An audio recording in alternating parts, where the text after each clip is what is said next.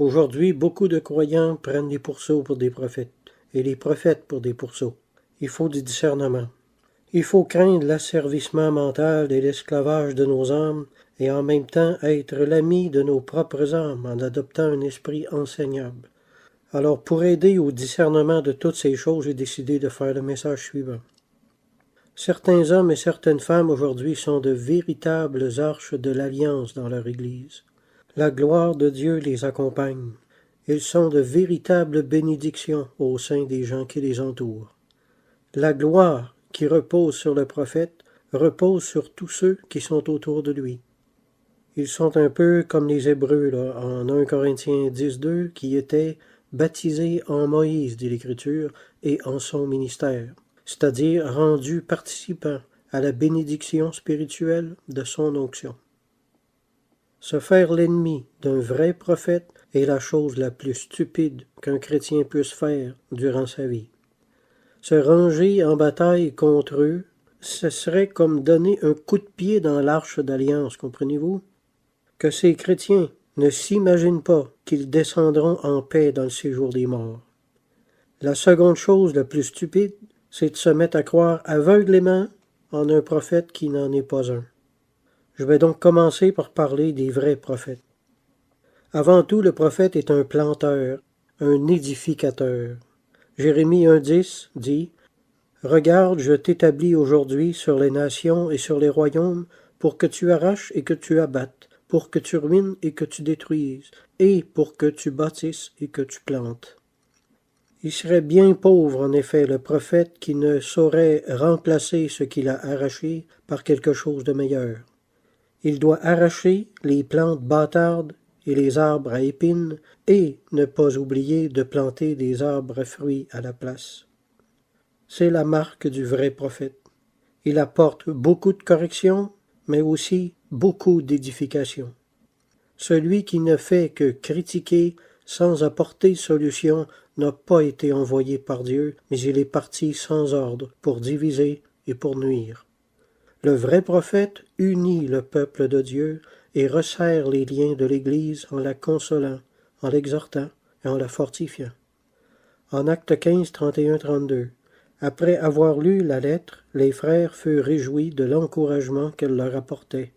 Jude et Silas, qui étaient eux-mêmes prophètes, les exhortèrent et les fortifièrent par plusieurs discours. 1 Corinthiens 14:3, celui qui prophétise parle aux hommes, les édifie, les exhorte et les console. C'est ça le travail d'un prophète aussi. Une prophétie, c'est une parole inspirée servant à l'édification, à l'exhortation et à la consolation. Ce qu'on y ajoute vient de l'homme ou du malin. Le véritable don d'exhortation donne la capacité de produire de la grâce chez les auditeurs. Exhorter, c'est aider les gens à marcher avec Dieu, non seulement les critiquer parce qu'ils marchent mal. Une bonne exhortation produit un empressement, un désir de marcher dans les voies de Dieu avec plus de fidélité et à y trouver du plaisir. L'exhortation s'adresse toujours à la bonne volonté et la fortifie par le Saint-Esprit. Les paroles d'un prophète font l'effet d'une eau fraîche. Je vous souhaite un vrai prophète dans chacune de vos églises. Le vrai prophète ne fait pas seulement nous montrer la direction à suivre, mais nous donne également d'en aimer le chemin. Également, le prophète est inspiré à nous donner en même temps une poussée dans la bonne direction, comme le vent dans la voile d'un bateau. Une véritable exhortation va produire un empressement, une hâte, un désir ardent. Elle crée la bonne volonté ou elle fortifie celle qui existe déjà. Elle donne un élan, elle porte en avant et donne envie de courir dans la voie de ses commandements. Elle remplit le cœur de bonnes résolutions et affermit celles que l'on a déjà prises. La parole d'un vrai prophète donne la vie à ce qui était mort et fortifie ce qui était faible. La parole du prophète, propre juste, humilie, affaiblit et donne la mort. Son ministère empire les choses. Comme l'arbre de vie qui va servir à la guérison des nations, la langue du prophète sert aujourd'hui à la guérison de l'Église. Dans notre siècle-là, où la dureté du monde a envahi l'Église, le prophète est un vrai miracle.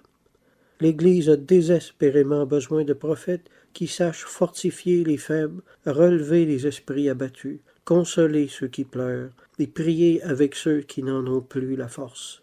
L'Église n'a pas besoin d'un autre Terminator, mais de prophètes bienfaisants qui arrosent les âmes de leurs bonnes paroles. Bon, c'était le premier aspect du ministère de prophète. Le point numéro 2, c'est que le prophète est un correcteur. L'Église prêche la repentance du péché au monde, mais elle-même ne veut souvent pas se repentir des siens. Dieu envoie des évangélistes dans le monde pour sauver le monde, et il envoie des prophètes à l'Église pour sauver l'Église, en la sanctifiant. Les prophètes sont des évangélistes en quelque sorte, mais envoyés à l'Église pour la corriger puis l'empêcher de faire naufrage si possible. Les évangélistes sont les semeurs, et les prophètes sont en quelque sorte les gardiens du champ. Ils entrent dans le travail des évangélistes et cultivent ce qui a été semé. Mais dans tous les cas, un vrai prophète se rectifie lui-même autant qu'il rectifie les autres. En Apocalypse 11.3, on en a un exemple. « Je donnerai à mes 2 témoins le pouvoir de prophétiser, revêtus de sacs, pendant 1260 jours. » Voyez-vous, les prophètes étaient revêtus de sacs, prêchant la repentance aux autres, mais revêtus du sac de la repentance eux-mêmes. Le prophète vrai n'est jamais un propre juste. Bernard de Clairvaux, au XIIe siècle, a écrit « Veillez et ne vous lassez pas de reprendre et de corriger, car ce qui est retranché repousse, les ennemis chassés reviennent, ce qui paraît éteint se rallume, ce qui est assoupi se réveille. C'est peu de chose d'avoir corrigé 1 fois, 2 fois. Il faut tailler et couper tous les jours, et si votre surveillance est exacte, elle trouvera toujours de quoi retrancher. » Fin de citation. Un pasteur qui refuse l'aide d'un prophète dans son église se tire lui-même dans le pied et se retrouve un jour avec une église où il y a plus d'ivraie que de blé.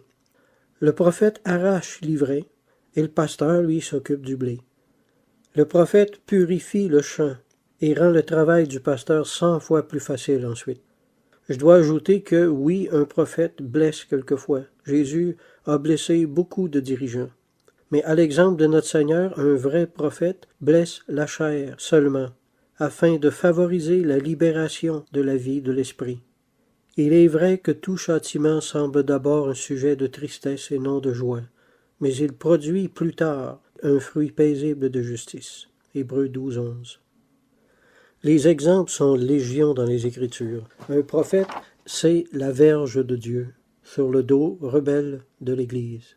Il châtie par les corrections de sa bouche, il sanctifie par des avertissements. Le jugement appartient aux prophètes et la vengeance au Seigneur s'ils ne sont pas écoutés. Les chiens de garde aboient pour nous avertir d'un danger. C'est exactement ce que les vrais prophètes font. Le prophète est un identificateur de contrefaçon. Il écrase la tête des serpents pour protéger les enfants dans la maison. Alors le prophète n'est pas l'ennemi de l'Église. Il n'est pas l'ennemi du pasteur. Le diable nous attriste pour nous détruire. Le prophète, lui, nous attriste pour que nous participions davantage à la nature du Seigneur. Selon qu'il est écrit, « Car vous avez été attristés selon Dieu, afin de ne recevoir de notre part aucun dommage. » En effet, la tristesse selon Dieu produit une repentance à salut dont on ne se repent jamais. 2 Corinthiens 9:10.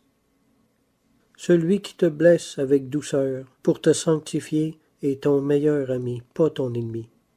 Celui qui te blesse avec douceur pour t'amener à plus de ressemblance avec Christ est une grâce que Dieu t'envoie. Le prophète ne souligne pas l'erreur pour le plaisir, mais pour soulager ceux qui ont été blessés par elle, et pour protéger ceux qui l'ont pas encore été. Et étrangement, le diable cherche également à encourager ceux qui mériteraient d'être réprimandés. Mais le prophète, c'est l'œil de Dieu dans l'Église aussi. Il empêche les gens de se séduire eux-mêmes et de séduire les autres. Le vrai prophète va regarder avec discernement, analyser la situation de façon sensée et intervenir avec justice. Là où le pasteur n'a peut-être pas l'autorité de caractère nécessaire pour le faire, ou le discernement, le prophète peut lui apporter une aide considérable. L'intégrité de dénoncer ce qui doit l'être est la marque au front d'un vrai prophète. Mieux vaut un prophète qu'un menteur. Michael Card a écrit « Le vrai prophète n'est pas tellement celui qui va prédire l'avenir, mais celui qui va parler pour changer le présent. » Le prophète, là, n'a rien à voir avec un devin. Le prophète est avant tout un interprète du présent. Ce qui m'amène à un aspect très crucial de ce ministère-là, le où les prophètes sont tenus personnellement responsables des égarements de leur Église. On tient souvent les pasteurs responsables des dérives que prennent leurs églises. Mais ils ne le sont pas tout le temps responsables. Ils n'ont souvent pas le discernement nécessaire, de par le Seigneur, pour voir les choses arriver, ou ils n'ont pas la force de caractère pour les empêcher, ou ils se sont involontairement séduits eux-mêmes par certains courants, et ils dérivent eux-mêmes avec la tendance qui emporte tout le monde finalement. Quand le Seigneur, en Apocalypse chapitre 2 et 3, demande à Jean d'écrire à l'ange de l'Église des 7 églises d'Asie, il s'adressait plus précisément au collège des prophètes de cette Église. Il ne s'agit pas des pasteurs ici. C'est sur eux, sur les prophètes, que retombait la responsabilité d'ouvrir la bouche pour avertir, pour prévenir ou pour corriger les égarements. C'est leur travail, c'était leur responsabilité. Dieu ne pardonnera pas aux prophètes qui gardent le silence devant les égarements de son Église. Dieu gardera sa colère contre le prophète qui garde le silence.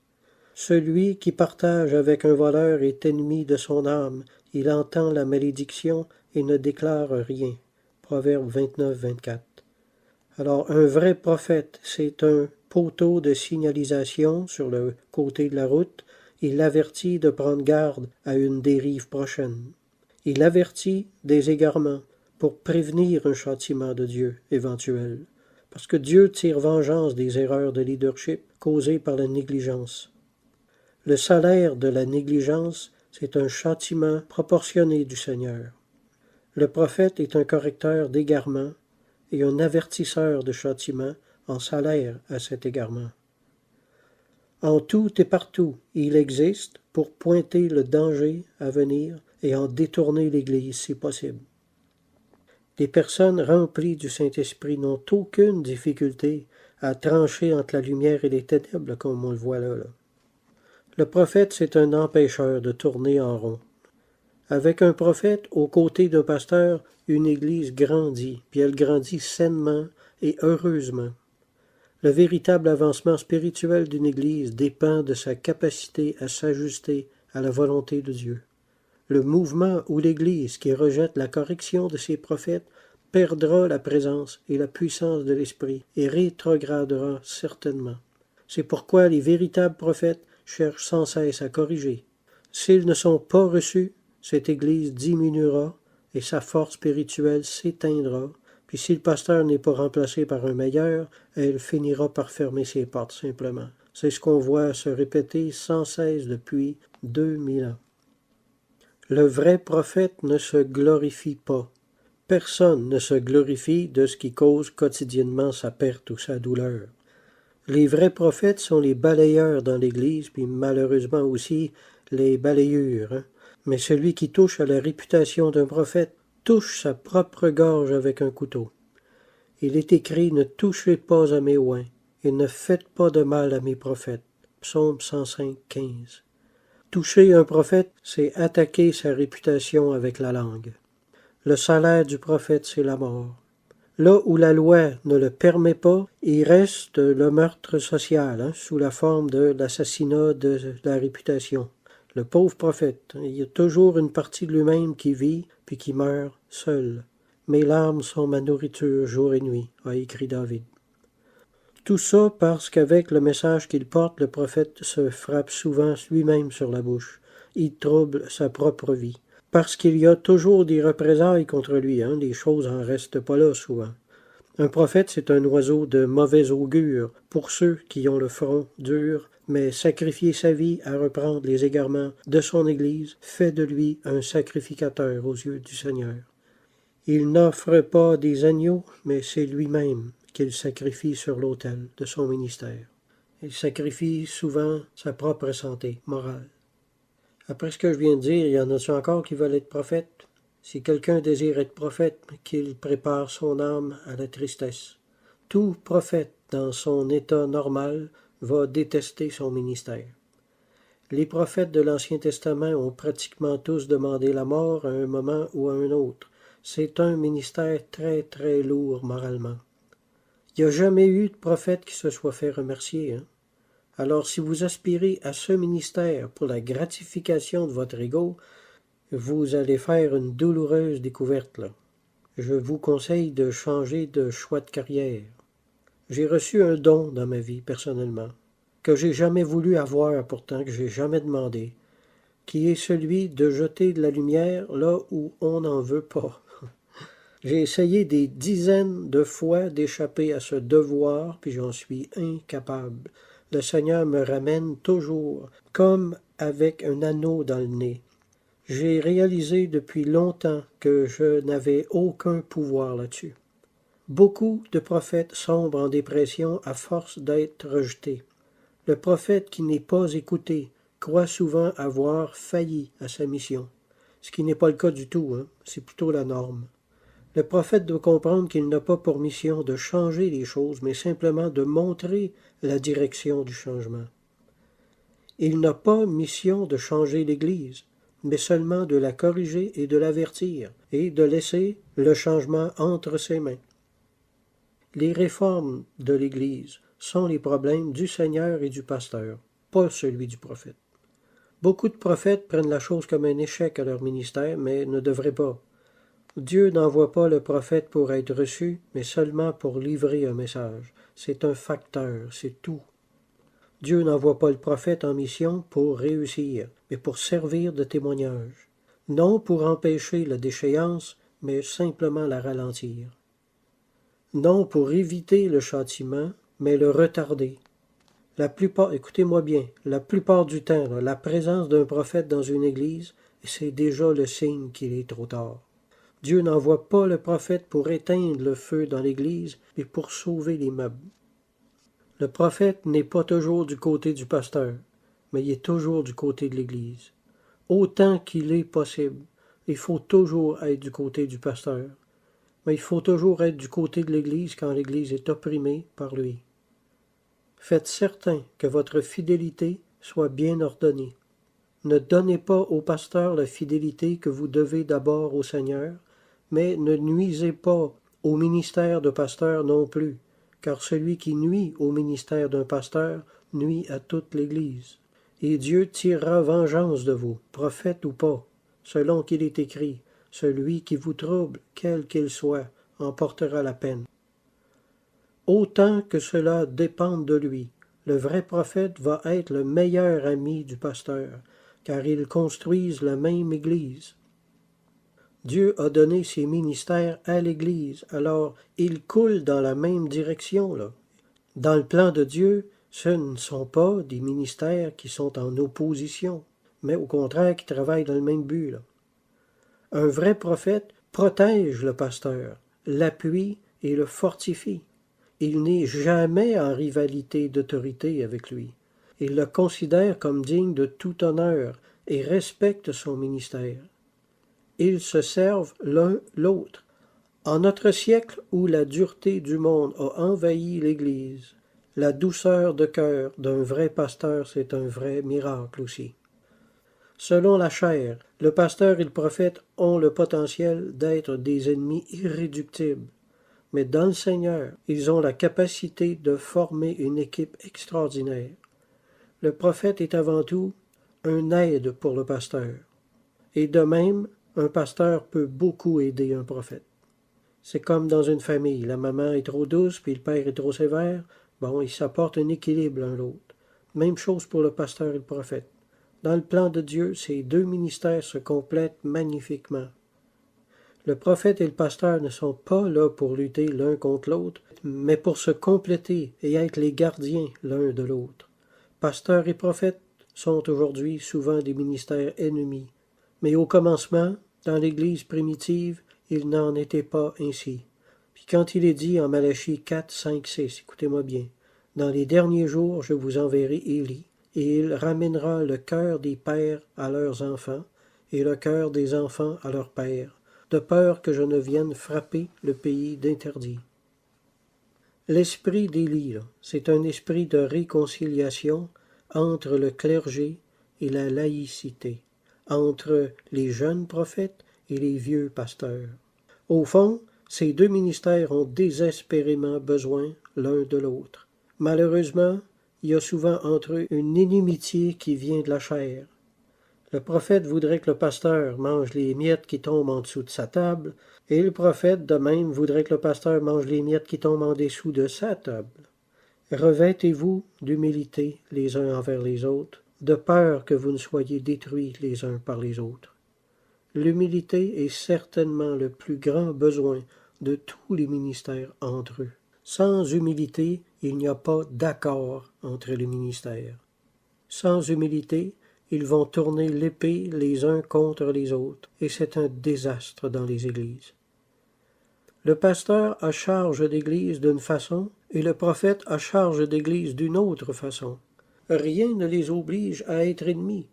Le pasteur prodigue l'affection à l'église, la douceur, la tendresse d'une mère, tandis que le prophète lui donne des corrections et des directions, et les directions d'un père. L'un n'est pas ennemi de l'autre, forcément. Le pasteur n'est pas l'autorité finale de l'Église, ni le prophète à sa place non plus.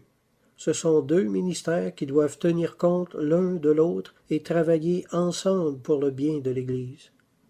Les péchés les plus graves sont ceux que l'on commet contre le corps de Christ. Sentinelle ou pas, prophète ou pas, Dieu punit sévèrement les orgueilleux et tous ceux qui s'attaquent à l'unité du corps de Christ. Witness Lee, qui était le compagnon d'armes de Watchman Nee, a écrit « Toutes les fois que je parle aux dirigeants concernant l'Église d'une façon qui n'est pas positive, j'éprouve des regrets plus tard. Ainsi, je peux témoigner par expérience qu'il est très délicat de parler de l'Église. Laissons le ministère de la correction à ceux qui aiment l'Église comme eux-mêmes. » Fin de citation. Alors que le prophète ne dise rien par esprit de rivalité envers le pasteur. Il est écrit « Un peu de levain fait lever toute la pâte » Galates 5.9. En d'autres mots, un peu de rancune, un peu d'orgueil, un peu de rivalité va gâcher tout un ministère complet. Les vrais prophètes ont également le devoir de s'attaquer aux jeunes prophètes qui manquent de discernement, qui s'attaquent à l'Église et qui arrachent plus qu'ils ne plantent. Ne permettez jamais à une quelconque tête forte de torturer un pasteur par excès de zèle. Ayez du discernement. Donnez au pasteur ce qui appartient au pasteur, à l'Église ce qui appartient à l'Église. Rendez à la chair ce qui appartient à la chair, c'est-à-dire châtiez le zèle amer. Modérez et pondérez les bravades des jeunes sentinelles qui se pensent en droit de dire n'importe quoi à n'importe qui. Je voudrais toucher un aspect du ministère de prophète qui est la sainteté sexuelle. La preuve du prophète, c'est sa vie excellemment sainte, ou ses combats extraordinaires pour l'atteindre. 1 Thessaloniciens 4, 2-7 dit « Vous savez en effet quel précepte nous vous avons donné de la part du Seigneur Jésus. Ce que Dieu veut, c'est votre sanctification, c'est que vous vous absteniez de l'impudicité, c'est que chacun de vous sache posséder son corps dans la sainteté et l'honnêteté, sans vous livrer à une convoitise passionnée, comme font les païens qui ne connaissent pas Dieu. Car Dieu ne nous a pas appelés à l'impureté, mais à la sanctification. » La sanctification prend souvent le sens de pureté sexuelle dans la Bible. Très très souvent. Être un saint, c'est imiter Jésus dans sa chasteté. Dans les limites de notre état, évidemment. Quand on est marié, c'est un peu différent, mais tous sont appelés à se garder eux-mêmes des débordements. Celui qui ne mortifie pas ses yeux n'est pas un vrai homme de Dieu. Qui ne sanctifie pas ses regards n'est saint à aucun égard. C'est par la vue que le péché entre dans le cœur. Frères et sœurs, lorsque nous marchons dans la rue et que nous voyons une tentation, regardons par terre. Ce sera un sacrifice saint et d'agréable odeur au Seigneur. Dieu sait récompenser les actes de mortification comme ça, pour l'amour de la sainteté, par des sentiments de grâce qui submergent l'âme, et aussi en donnant plus d'onction à votre ministère. C'est par les petites victoires gagnées une à une comme ça que la sainteté devient une habitude. Suivons avec nos yeux des voies droites, afin que l'Esprit Saint se plaise en notre compagnie, car il est si facile de l'attrister et de le chasser. Jacques Bénigne Bossuet, au XVIIe siècle, a écrit « Aimons la chasteté plus que toutes les autres vertus, c'est elle qui rend le cœur pur. » Alors plus un saint prophète est rejeté par les hommes, plus il est approuvé de Dieu. Plus un saint prophète est humilié par les hommes, plus Dieu prendra sa défense. Plus le prophète est saint, plus il a d'autorité dans le royaume de Dieu, et plus Dieu lui donne d'autorité sur la terre. Mais pour que le prophète bénéficie réellement de cette approbation et de cette faveur de Dieu, il doit être absolument saint. Paul a écrit « Je traite durement mon corps, je le tiens assujetti, de peur d'être moi-même rejeté après avoir prêché aux autres. » 1 Corinthiens 9, 27. Insulter une personne qui a le ministère de vous corriger et de vous guider dans une voie plus parfaite, c'est comme frapper Dieu sur la bouche. Choisissez n'importe quel péché plutôt que de commettre celui de persécuter un vrai prophète dans votre Église, parce que vous allez vous mettre le Seigneur à dos. Puis vous voulez pas ça, croyez-moi sur parole. Point numéro 3. Les prophètes de gloire personnelle. Ça, il y en a un sacré paquet. Si quelques-uns ont reçu des anges sans le savoir, dit l'Écriture, d'autres adulent et admirent des démons sans le savoir également. Les démons d'orgueil sont nombreux à accompagner les grands ministères. Grégoire le Grand a écrit « L'antique ennemi commence par inspecter la complexion de chacun, puis il tend ses filets pour la tentation. Il propose la volupté aux gens de mœurs joyeuses, il tend la coupe de l'envie à ceux qui ont l'humeur triste, il inspire des terreurs aux peureux, il entraîne les orgueilleux par l'appât des honneurs. » Fin de citation. Alors, que croyez-vous que l'ennemi propose au prophète pour le perdre? La gloire personnelle. Mais s'il y a beaucoup d'exemples à ne pas suivre, l'Écriture nous montre beaucoup de bons exemples à suivre. Le premier qui me vient à l'esprit se trouve en Exode 34, 29, 35, où il est écrit « Moïse descendit de la montagne de Sinaï, ayant les 2 tables du témoignage dans sa main. En descendant de la montagne, il ne savait pas que la peau de son visage rayonnait parce qu'il avait parlé avec l'Éternel. Aaron et tous les enfants d'Israël regardèrent Moïse, et voici la peau de son visage rayonnait, et ils craignaient de s'approcher de lui. Lorsque Moïse eut achevé de leur parler, il mit un voile sur son visage. Les enfants d'Israël regardaient le visage de Moïse et voyaient que la peau de son visage rayonnait, et Moïse remettait le voile sur son visage. Moïse a caché son visage par humilité. Aujourd'hui, un évangéliste qui aurait la chance de faire filmer son visage durant une pareille visite du Seigneur, là, ferait immédiatement distribuer le film sur YouTube et sur tous les sites sociaux du monde entier pour promouvoir son ministère. Mais le vrai prophète est imprégné d'humilité à l'intérieur et veut le paraître à l'extérieur également. Il faut imiter Moïse, frères et sœurs, dans son humilité. Il faut se garder de faire du spectacle avec le miraculeux et de faire du miraculeux un spectacle. Il faut quelquefois se cacher pour que Dieu soit vu. Fernand Fortin a écrit « L'âme qui s'est imprégnée d'humilité possède la garantie de son union à Dieu. » Il faut cacher sa gloire pour que celle de Dieu soit vue. Autre chose maintenant, le faux prophète aime le bruit, aime se faire remarquer et il a peu ou pas du tout de vie intérieure. David Macaire a écrit « Le silence est une belle éducation à l'humilité ». Bossuet à son tour a écrit « Que j'aime le silence, que j'en aime l'humilité, la tranquillité, le sérieux, le recueillement, la douceur, qu'il est propre à attirer Dieu dans une âme et à y faire durer sa sainte et douce présence. » Ce sont des choses qui ne sont plus enseignées aujourd'hui. Ce genre de spiritualité a totalement disparu.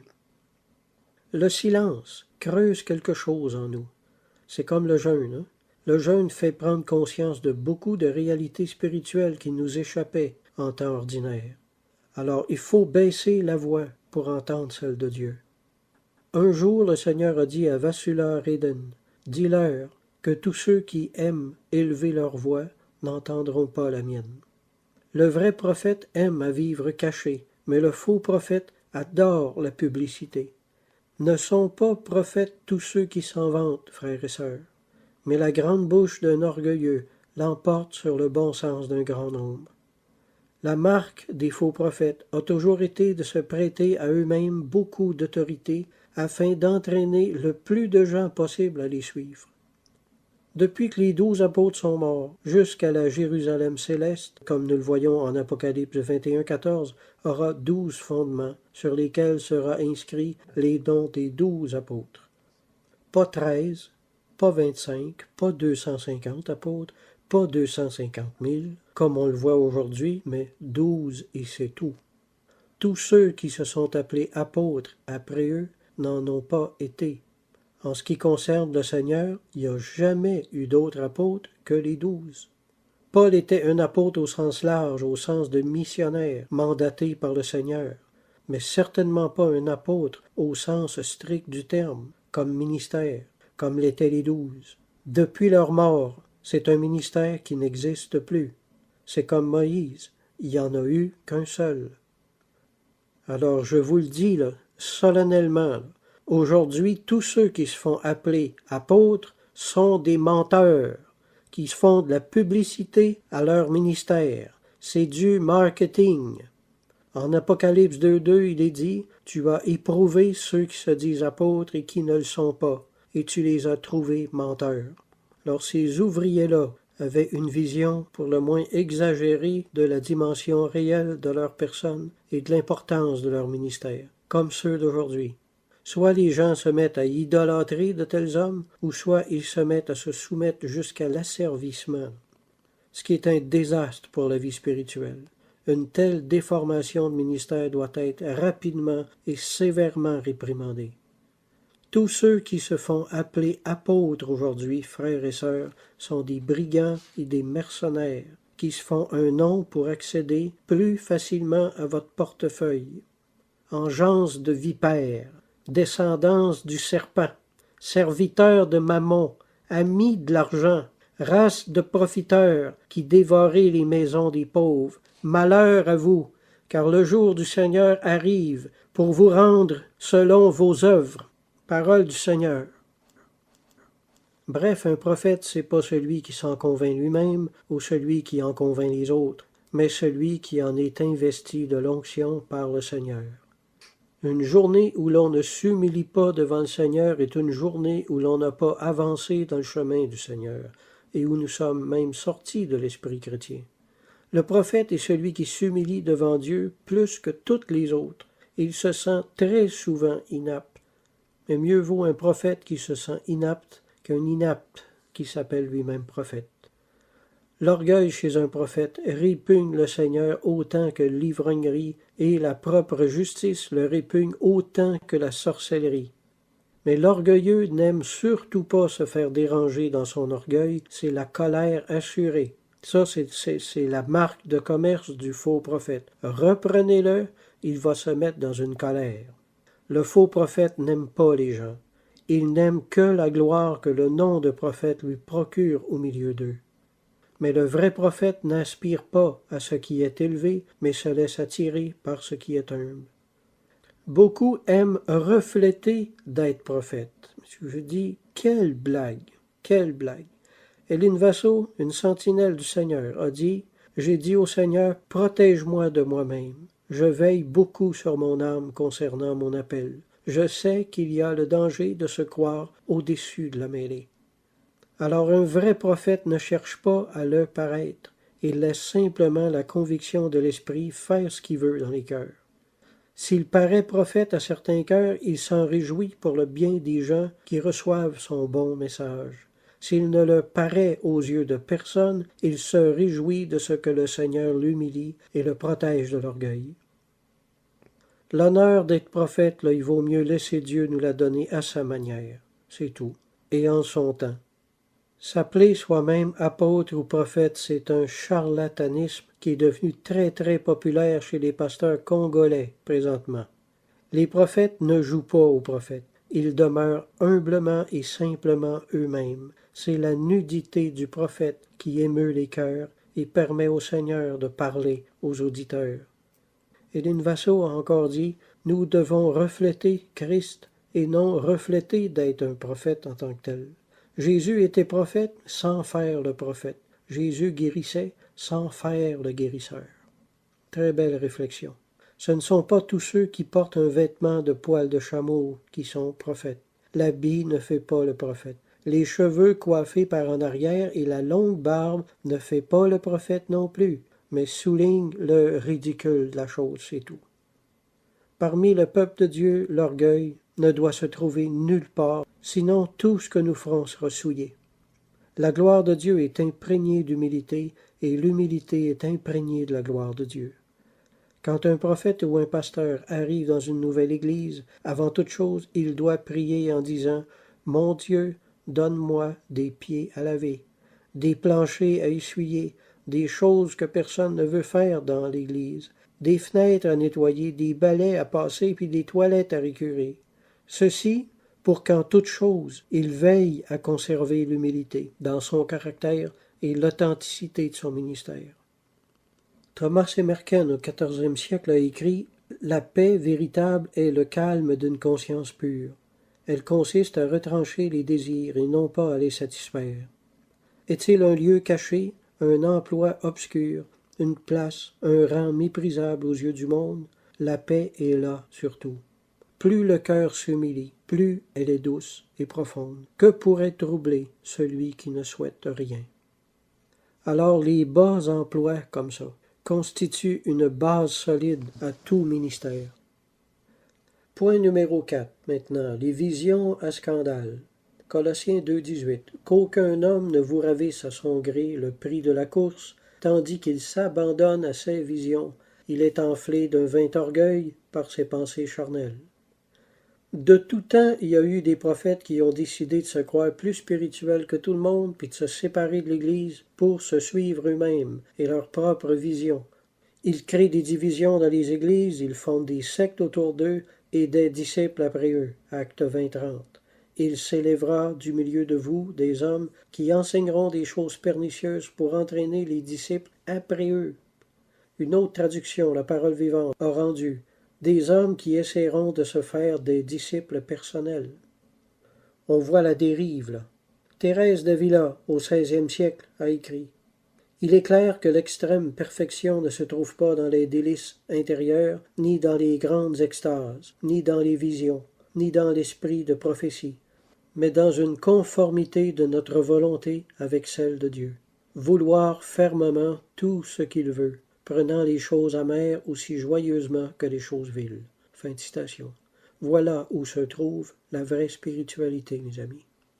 Beaucoup de ceux qui se disent prophètes et que vous craignez ne possèdent même pas d'autorité spirituelle réelle. Comment discerner le faux prophète? Car même les faux prophètes peuvent avoir des vraies visions de temps à autre. Alors comment les discerner? Simplement en leur enfonçant un thermomètre dans l'orgueil. Tout esprit qui réagit avec colère devant la correction ne procède pas de Dieu.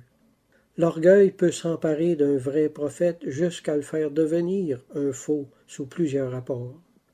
En fait, quand je parle de vrai puis du faux prophète, je les sépare pour mieux les cibler là, et les définir, mais dans la pratique, le prophète est souvent dans un mélange de vrai et de faux en des mesures différentes. C'est ce qui crée de la confusion chez les chrétiens, là.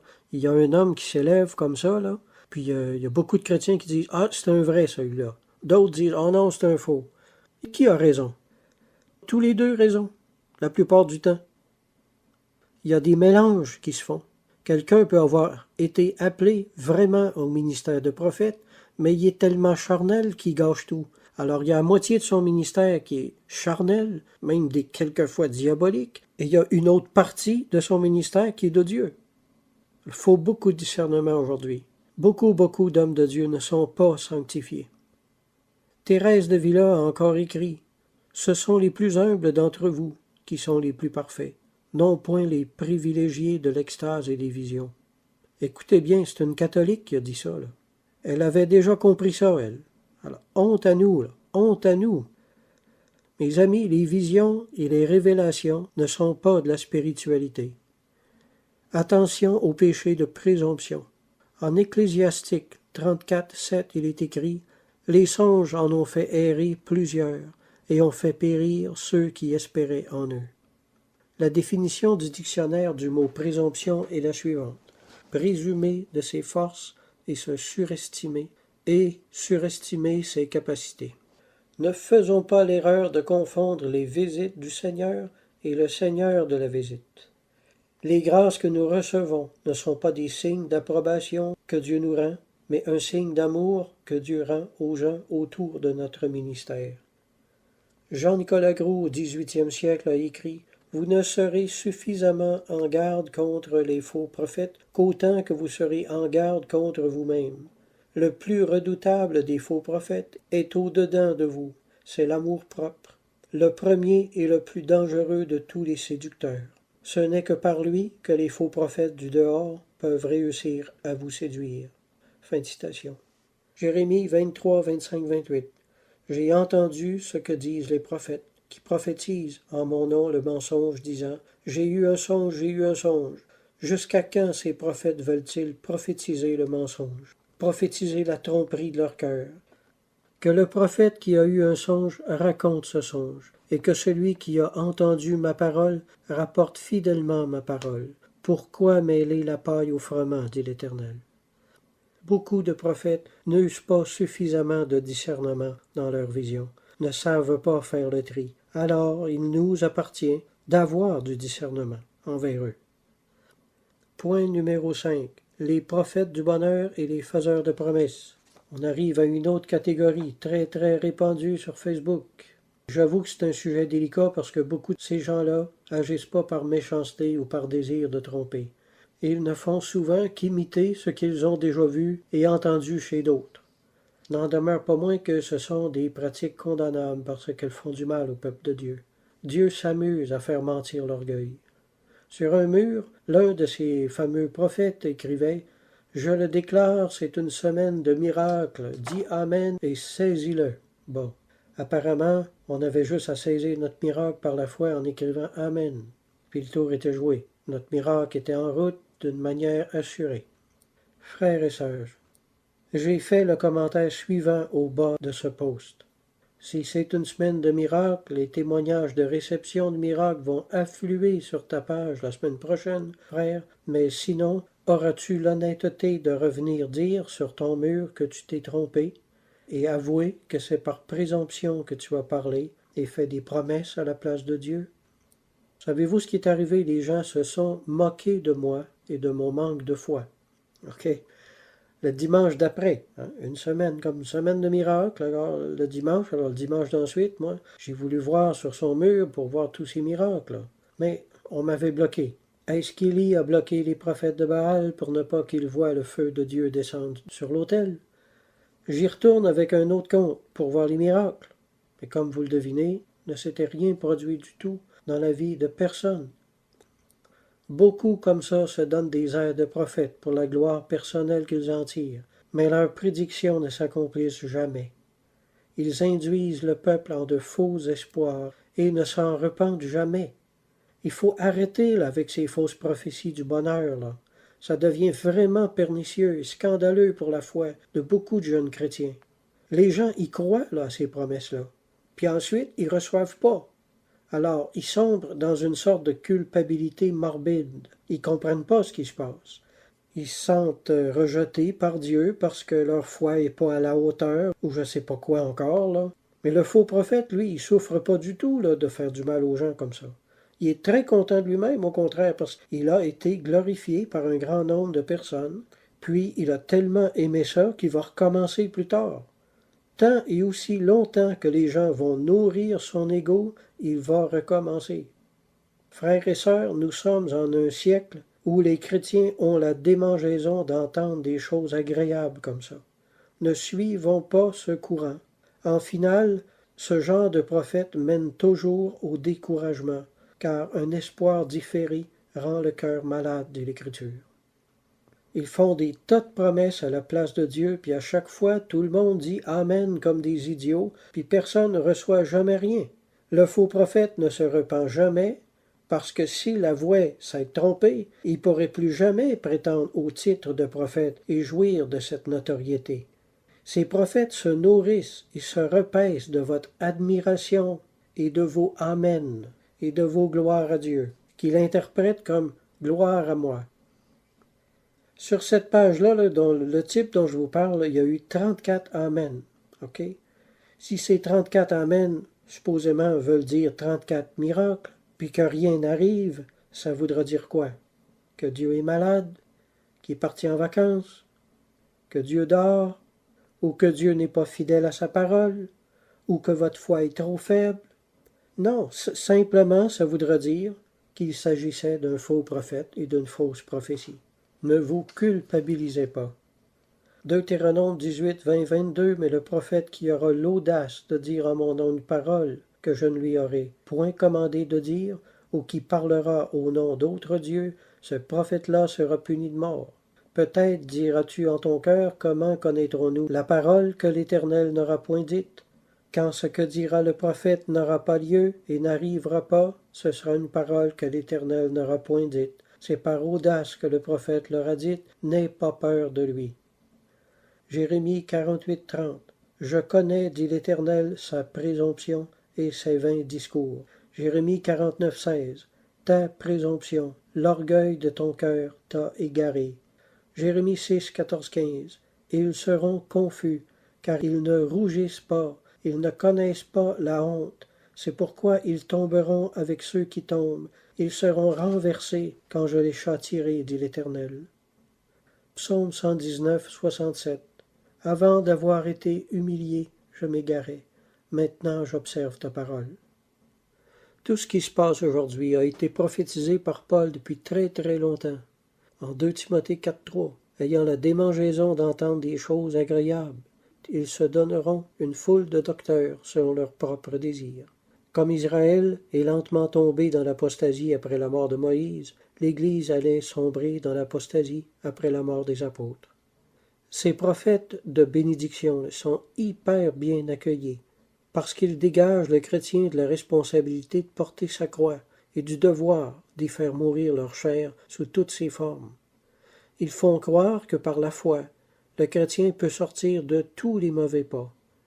La prédication de la croix est très désagréable à entendre pour le chrétien qui n'a pas l'amour de la ressemblance au Seigneur et qui passe son temps à essayer d'échapper à la réalité de ses épreuves.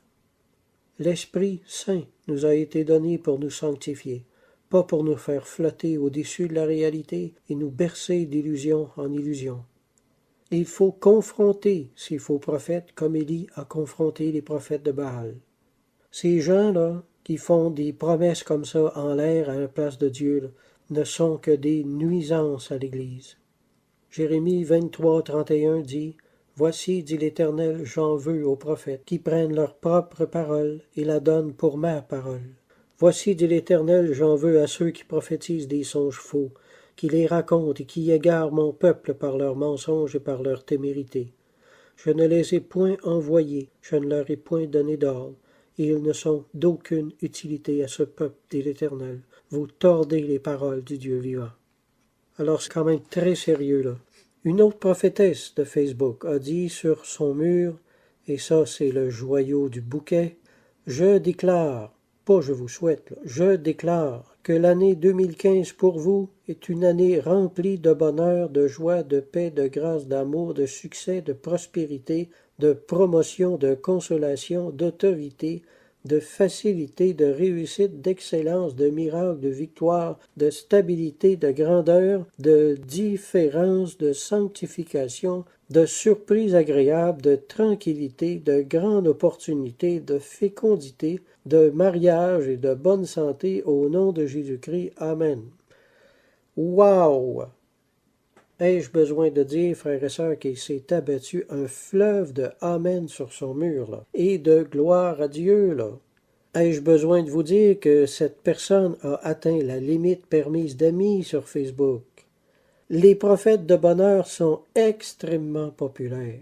Et moi, je regarde l'année 2015, là, puis je la trouve pareille comme les autres, là. Pareil, là. On comprend, là, que de vivre dans notre monde, c'est loin d'être facile, et que le chrétien recherche partout de l'espoir de changement. Mais le temps perdu à chercher à échapper à la réalité nous empêche de grandir en spiritualité. Beaucoup de prophètes, là, entre guillemets, vous prédisent un avenir magnifique comme ça. Mais des années plus tard, il vous reste que votre cœur brisé et qu'une blessure permanente, fruit amer de la désillusion. Le vrai prophète, lui, ne vous mentira jamais. Il vous dira peut-être même quelquefois des paroles qui vont vous blesser sur le moment, mais après quelque temps, vous allez découvrir que de votre blessure a germé de bons fruits. Encore une fois, je le dis, attention à ces prophètes de bonheur. Beaucoup ont été amèrement déçus et désillusionnés par eux. C'est pas ça le christianisme. C'est pas ça le christianisme. Beaucoup sont devenus amers contre Dieu en voyant que les promesses ne s'accomplissaient jamais. Certains sont même retournés dans le monde, croyant que Dieu les avait trompés. J'en ai connu là, personnellement des gens comme ça. C'est pas en vain que le Seigneur dit, en Deutéronome 18:10, qu'on ne trouve chez toi personne qui dise la bonne aventure, car quiconque fait ces choses est en abomination à l'Éternel. Un autre de ces prophètes sur Facebook a écrit « Un ange marche de ville en ville et de porte en porte pour déposer le succès, le bonheur et la santé pour l'année 2015 et toucher les cœurs pour les rendre purs. Il vient de partir de chez moi et m'a demandé où il devait se rendre par la suite. Je lui ai indiqué ton domicile. » Encore une fois, frères et sœurs, wow! De chez wow! Quelle bêtise! Une bêtise n'en attend pas une autre. Les prophètes de n'importe quoi, c'est pas ce qui manque dans les églises puis les réseaux sociaux. Frères et sœurs, laissez-les, ce sont des aveugles qui conduisent des aveugles. Revenez vous asseoir au pied de l'Évangile. Et n'ayez de prophète que le Christ seul. Venez entendre de sa bouche, de ses lèvres, ce qu'est le vrai christianisme, ce qu'est le vrai Évangile. Mon point numéro 6, ce qui ressemble à l'autre un peu, c'est les prophètes de grandes choses. Par définition, c'est quelqu'un qui annonce de grands mouvements de l'esprit, de grands réveils, mais qui n'arrive pas. C'est quelqu'un qui te prophétise de grandes choses puissantes dans ta vie quelque part dans le futur. Hein? Les yeux de l'insensé sont à l'extrémité de la terre, Proverbe 17:24. On se met à attendre puis à attendre pendant des années que la grande chose arrive, que le grand ministère, que la grande porte s'ouvre pour un grand ministère, et on ne fait plus rien en attendant. Hein? On s'assoit sur notre cul la plupart du temps. On essaie de sonder l'avenir puis d'attendre que Dieu nous ouvre des portes miraculeuses un jour. J'ai été comme ça moi-même, à perdre de nombreuses années, mais la sagesse est en face de l'homme intelligent. Le sage a ses yeux à la tête, dit l'Écriture. N'importe qui peut prophétiser de grandes choses sur vous. Tout ce qu'il faut, c'est un peu d'audace et très peu de conscience. Mais être cause de la désillusion des chrétiens est parmi les plus graves péchés qu'une personne puisse commettre contre l'Église. Moi aussi, j'ai connu ça. Après plusieurs années, j'ai été désillusionné. Je suis tombé en dépression, puis je me suis demandé où j'avais failli au Seigneur. J'avais pas failli en rien. Le Seigneur non plus ne m'avait pas failli. Pourquoi prophétisez-vous de grandes choses aux gens, sinon pour nourrir votre ego? Pourquoi prophétiser de grandes choses aux gens et les laisser y aspirer vainement pendant des années? Croyez-vous leur faire du bien, là? Vraiment? L'Écriture dit que la volonté de Dieu pour le chrétien consiste simplement à regarder autour de lui chaque jour et de faire les petites choses qui se présentent à lui. Simplement ça. Dieu donne réellement une raison de vivre à ceux qui n'en avaient pas, et ce n'est pas en perdant les années en attendant des ouvertures miraculeuses, mais en ayant les yeux ouverts aux petites choses qui se présentent à nous et autour de nous, un jour à la fois. Selon qu'il est écrit, ayant été créés en Jésus-Christ pour de bonnes œuvres que Dieu a préparées d'avance afin que nous les pratiquions. Éphésiens 2:10. La traduction Montgomery a traduit « et en faire une quotidienne façon de vivre ». Traduction Knox, « en faire l'emploi de nos vies ». Je le répète, tous ces diseurs de bonne aventure sont de faux prophètes qui vous distraient de vivre l'Évangile au quotidien et vous préparent à de douloureuses désillusions. J'admets que beaucoup agissent comme ça par ignorance et ne font qu'imiter ce qu'ils ont vu faire chez d'autres, mais le résultat est le même. Ça demeure quelque chose de très très grave qu'il ne faut pas reproduire. Maintenant, encore un autre groupe, les réclameurs de promesses.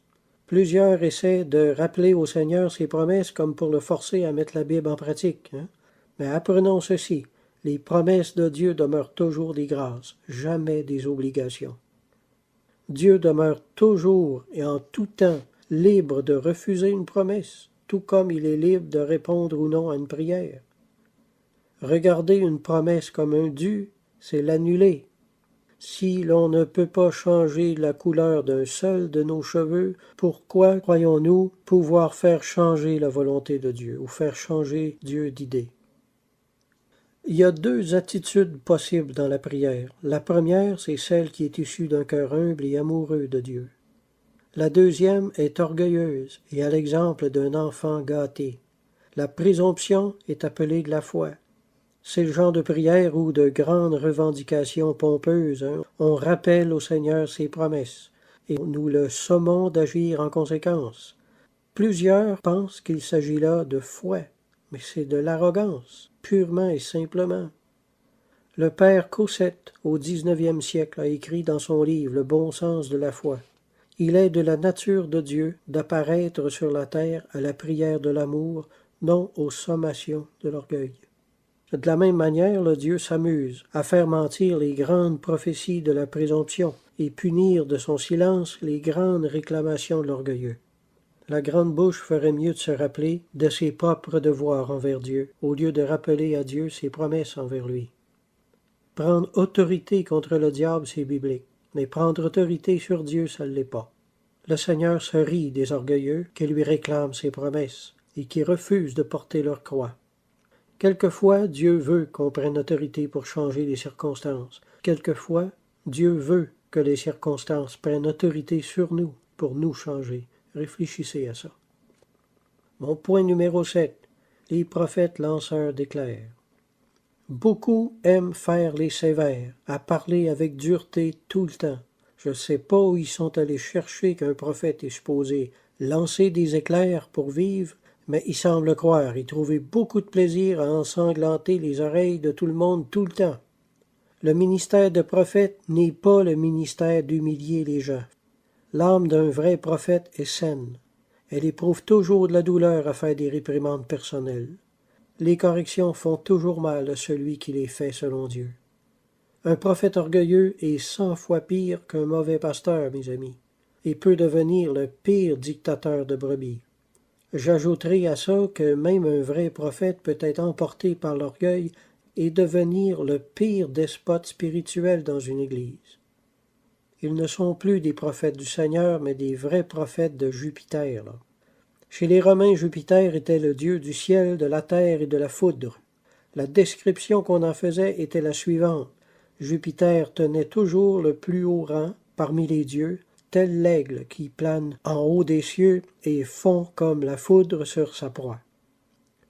Mais ceux qui auront brandi l'épée de la parole contre leurs frères sur la terre seront réprimandés horriblement par l'épée de sa bouche à son retour.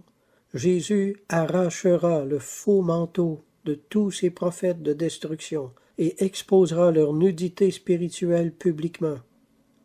Ceux qui auront refusé d'exercer la miséricorde envers leurs frères sur la terre porteront leur opprobre devant tout le ciel un jour.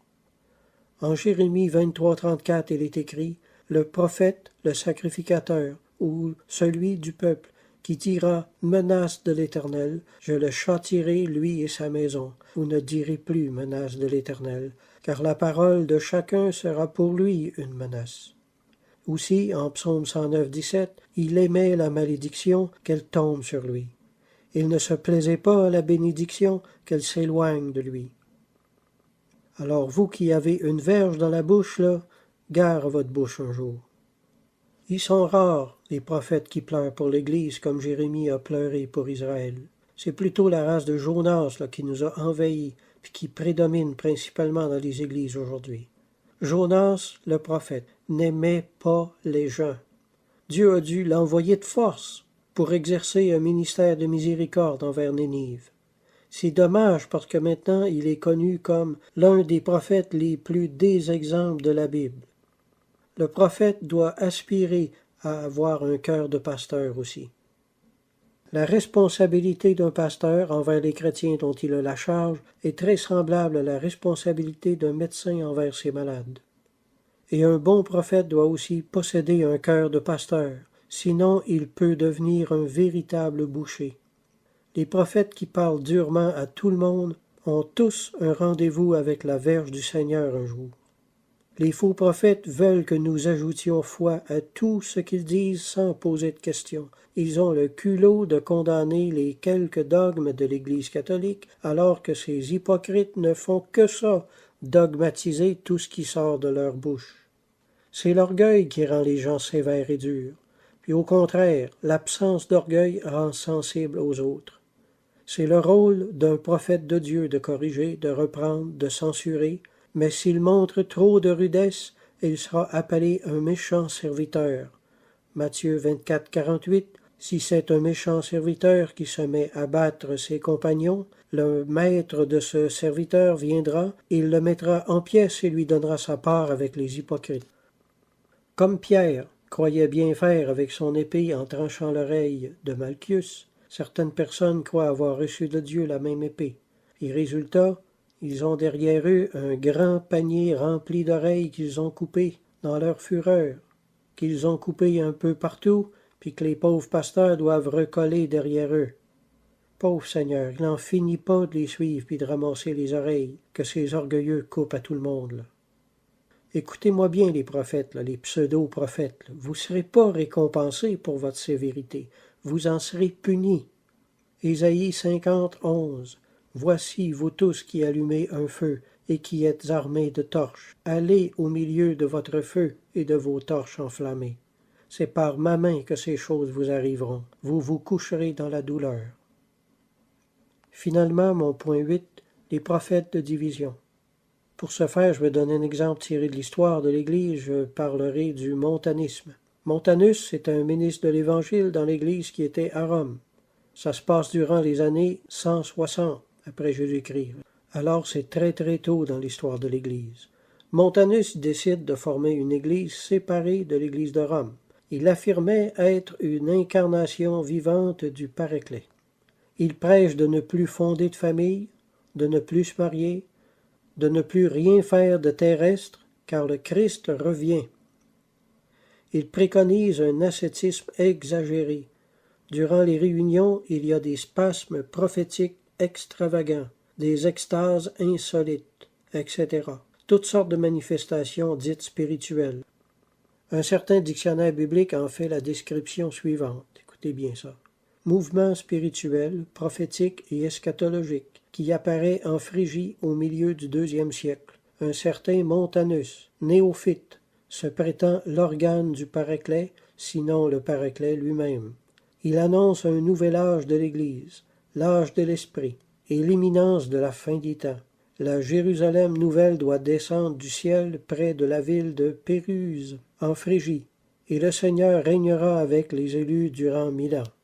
Montanus se fait accompagner de 2 femmes, Priscilla et Maximilla, prophétesses elles aussi. Fin de citation. Ainsi, on voit que les faux prophètes prennent souvent ce qui est bon et édifiant pour les pousser in extremis, là. Il prend des choses bonnes, il les pousse à l'extrême pour les faire détester, les faire abandonner totalement.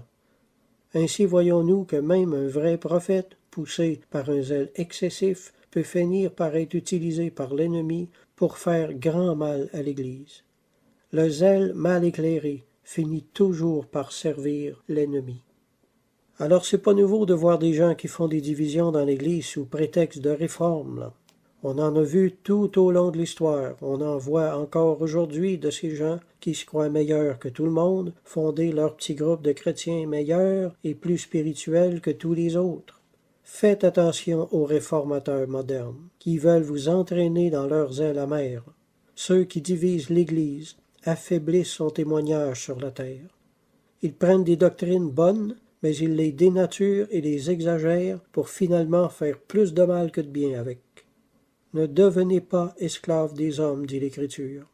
Ces personnes-là vous détachent de vos églises pour que vous soyez zélés pour eux. Alors ne marchez pas derrière eux, ne marchez pas dans leur sillon.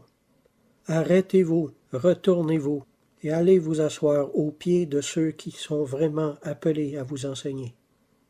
Conclusion. Le vrai prophète est un séparateur, mais pas un diviseur. Il sépare ce qui est précieux de ce qui est vil. Il sépare le bien du mal, mais il ne sépare pas les chrétiens de leur Église. Ne vous faites pas leurrer ni manipuler. Amen.